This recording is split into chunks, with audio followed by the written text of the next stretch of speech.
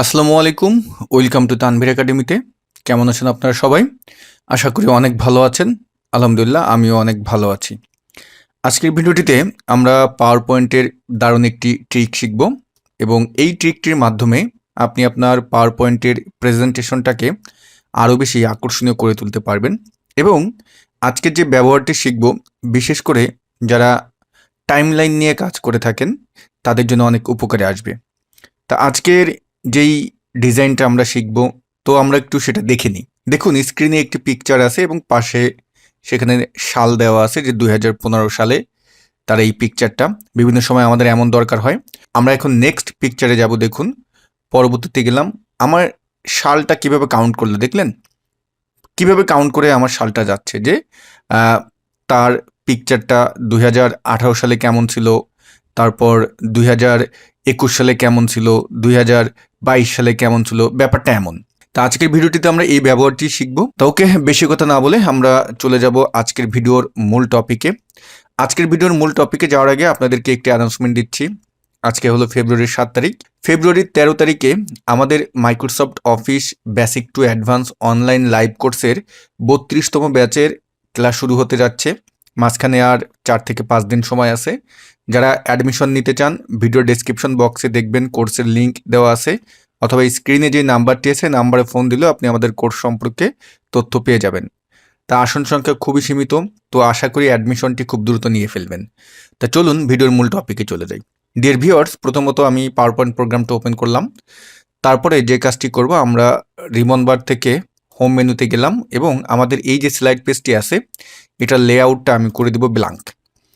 এরপরে আমরা view menu থেকে এখানে দেখবেন গাইডস আছে, এখানে টিক দিয়ে দেবেন। আপনাদের হয়তোবা টিক না দেওয়া থাকতে পারে, এখানে আমরা একটা টিক দিয়ে দেব। তাহলে আমাদের এই গাইডগুলো কিন্তু এখানে দেখাবে, এই যে লাইনগুলো দেখাচ্ছে। এখন এই যে আমাদের এই লাইনটা আছে এটার এখানে মাউসের কার্সার নিয়ে আমরা এটাকে একটু ডান পাশে নিয়ে যাব, কারণ ছবিটার যেই মাপটা সেটা আমরা একটু ঠিক করে দিব। আর এই লাইনটাকে আমরা এখানে মাউসের কার্সার নিয়ে রাইট বাটন ক্লিক করে এটাকে ডিলিট করে দেব। তাহলে শুধুমাত্র এই লাইনটা থাকলো। এরপরে আমরা ইনসার্ট মেনুতে যাব এবং পিকচারে যান। আপনার যেই পিকচার সেই পিকচারটা আপনি নিয়ে নেবেন এখান থেকে। আমি এই পিকচারটি নিলাম। নেওয়ার পরে এই পিকচারটি আমি এখানে এভাবে আনি। তারপরে এই পয়েন্টগুলো ধরে আমি পিকচারটার পজিশনটা সুন্দরভাবে সেট করি। অবশ্যই এই মাপের ভিতর সেট করার চেষ্টা করবেন এই পয়েন্টগুলো। এরপরে আমরা ক্রপ টুলে গেলাম এবং ক্রপ টুলে গিয়ে আমি এটাকে এই হ্যান্ডেলগুলো ধরে আমার শেপের ভিতরে আমি এটাকে বসিয়ে দিলাম। ওকে, তারপর আবার ক্রপ টুল দিয়ে আমি ক্লিক করলাম, আমার পিকচারটা এখানে বসে গেল। এরপরে আমি যে কাজটি করব, হোম মেনু থেকে ড্রয়িং গ্রুপ থেকে একটি টেক্সট বক্স নিলাম। এখানে আমি টেক্সট বক্সকে ক্লিক দিলাম। আমি 20 লিখলাম, লিখে কন্ট্রোল এ দিয়ে সিলেক্ট করে এটাকে আমি বড় করতেছি। আমি এখানে কন্ট্রোল বি দিয়ে বোল্ড করলাম।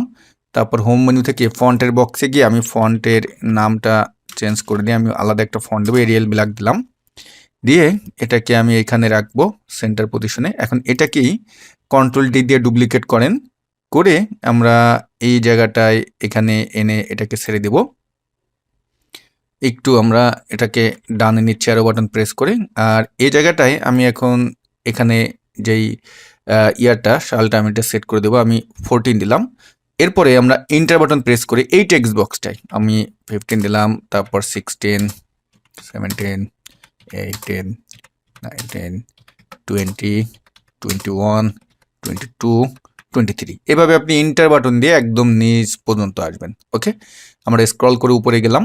এখন যে কাজটি করব, আমরা হোম মেনু থেকে একটি রেক্টেঙ্গেল শেপ নিলাম, নিয়ে আমি এই শেপটাকে এভাবে এখানে এরকমভাবে নিয়ে এই সেন্টার পজিশনে, মানে এই নিচের যেই বছরটা আছে এটার উপরে আমরা এইভাবে বসাবো। বসিয়ে এই শেপটা সিলেক্ট করে রাইট বাটন ক্লিক করবেন, সেন্ড ব্যাক করে দেন। তাহলে আমরা অনেকটা কিন্তু এটার মাপটা বুঝতে পারতেছি যে কেমন কি গ্যাপ বা কিভাবে এটা বসবে।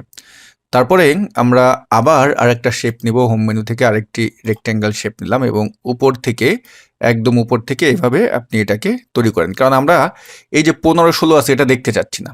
এখন এটাকে সিলেক্ট করে রাইট বাটন ক্লিক করবেন, সেন্ড ব্যাক করে দিবেন। আর এই বড় শেপটাই সিলেক্ট থাকা অবস্থায় পরে কন্ট্রোল বাটন প্রেস করে এই রেক্ট্যাঙ্গেলটাকে সিলেক্ট করবেন, করে আমরা শেপ ফরম্যাট থেকে মার্জ শেপ থেকে আমরা করে দেব সাবস্ট্রাক্ট। তার মানে হলো কি, আমরা যেই শেপটা নিয়েছিলাম মাঝখানে যেই শেপটা আছে ওইটা কি হলো, ওইটা আমার বাইরের সাদা অংশটা দিয়ে দিল।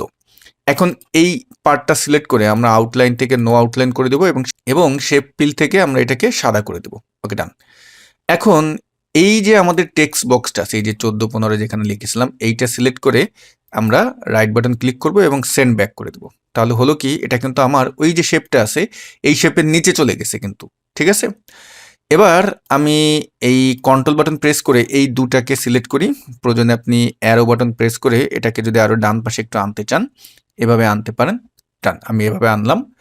আপনি আরো একটু বড় করবেন, আমার এটা অনেকটা ছোট করে ফেলছি আমি, ঠিক আছে। এখন এই বাম পাশের স্লাইডটা সিলেক্ট করে রাইট বাটন ক্লিক করবেন এবং ডুপ্লিকেট স্লাইড দিবেন। তারপর এই পিকচারটা সিলেক্ট করে পিকচার ফরম্যাট থেকে আমরা এই বাম পাশে চেঞ্জ পিকচার আছে এটাই ক্লিক দিন। আমি দিস ডিভাইস থেকে এখন পিকচারটা আনবো, আরেকটি পিকচার আমি ধরুন এই পিকচারটা এখানে এনে দিলাম।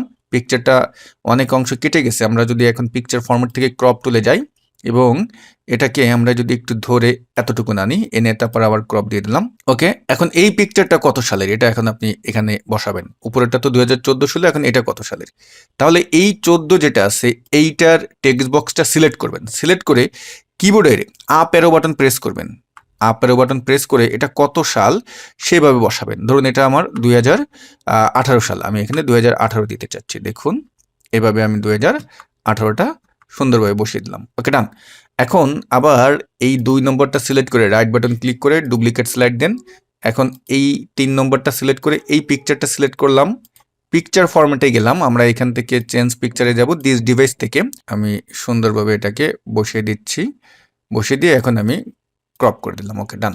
আর এই টেক্সট বক্সটা সিলেক্ট করে এই টেক্সট বক্সটা এটা সিলেক্ট করে আমরা আপ অ্যারো বাটন প্রেস করে এটাকে আমি নিয়ে যাব 2000 কততে, 2023 সালে নিয়ে গেলাম। ওকে, দেখুন 2023 সালে এভাবেই আছে।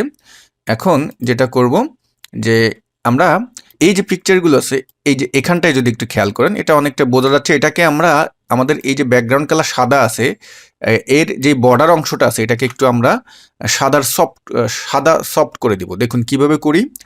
আমরা যদি এখন হোম মেনু থেকে একটি রেক্টেঙ্গেল শেপ নিলাম এবং নিয়ে আমি এই রেক্টেঙ্গেল শেপটা ধরুন আপনি এইভাবে তৈরি করেন, বাইরে কিছু অংশ রাখবেন এবং এভাবে রেখে দিলাম, এভাবে করলাম। এখন শেপ ফিল থেকে এটাকে আমরা করে দেবো সাদা আর শেপ আউটলাইন করে দেবো নো আউটলাইন। আর এটা সিলেক্ট রেখে শেপ স্টাইলের এই অ্যারোতে যাবেন, আমরা এই 2 নম্বর অপশনটা ক্লিক করব। বাম পাশে যেটা আসবে এখান থেকে সফট এই যে এটা যান, আর আমরা এই বক্স থেকে এটাকে আমি এটা করে দিলাম।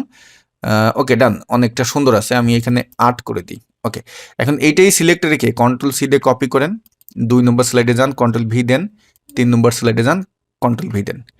এবার আমরা যেটা করব যে এই 2 নম্বর স্লাইডটা সিলেক্ট করে আমরা চলে যাব ট্রানজিশন মেনুতে এবং এখানে মপ দিয়ে দেব। তারপর আমরা এই 3 নম্বরটা সিলেক্ট করে এটাকেও আমরা মপ দিয়ে দেব। দেখুন, ওকে, এভাবে থাকলো।